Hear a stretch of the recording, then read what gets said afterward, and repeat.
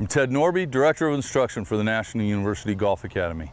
Today I want to talk a little bit about release. A lot's been said about release, a lot's been posted, a lot of questions are always thrown out on different video sites about what is a good release, what's the proper release. And I think the issue comes in there are different types of releases. And whether you're a beginner, intermediate, a professional, there are different releases for different shots. There are different learning curves on what I'm trying to accomplish when I'm releasing the club, whether I'm a beginner, intermediate, professional, even to the extent where the professionals, most good players to that level, aren't trying to release the club at all through impact. They're trying to hold the club. They don't want it to release. So what I want to talk about are kind of the three stages of release and why we have to go through these three stages to understand what a true release and how to release the club in golf.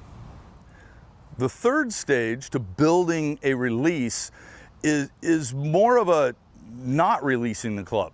The better players, the low single digits, and especially the tour players, I'm not wanting my forearms to rotate through impact because that can go from an open club face to a closed club face very quickly. So what actually happens is there really isn't a lot of rotation in the forearms, but the body is rotating the club face square. So at this point where I'm halfway down, you can see that the club face is kind of pointing out where the camera is. But as I rotate my body, the club face squares up. And if I continue to rotate my body, the toe of the club passes, my right hand gets on top, but really I didn't do anything with my forearms. After the first stage where we learn the handle down to handle down, and the second part where I get it on plane, but I'm now rotating the forearms, that just gets me out of that little fade or the slice or the pulling of the arms going through. For the better player, I want to feel the body square the club face up. I've already got the club face in a good position at the top. Halfway down, the club face is basically square to the arc that I'm swinging it on. And now my core, my center, rotates, and that's what's squaring up the club face.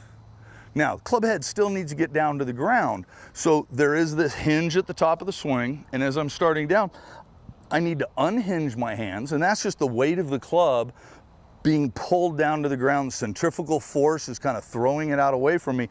And if my body keeps moving, the weight of the club will get down to the ground. But if my body keeps moving, the club won't pass the hands. So there's three stages to this release. The beginning, getting it to hinge, unhinge, rehinge up with the handle low. Second stage is a rotation of the forearms so that the club can be on plane.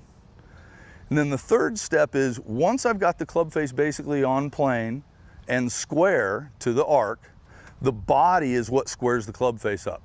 From there, there's some miscommunication and some confusion because there's a lot of different releases too. Do I want to hit it high? Do I want to hit it low? Do I want to hit a cut? Do I want to hit a draw?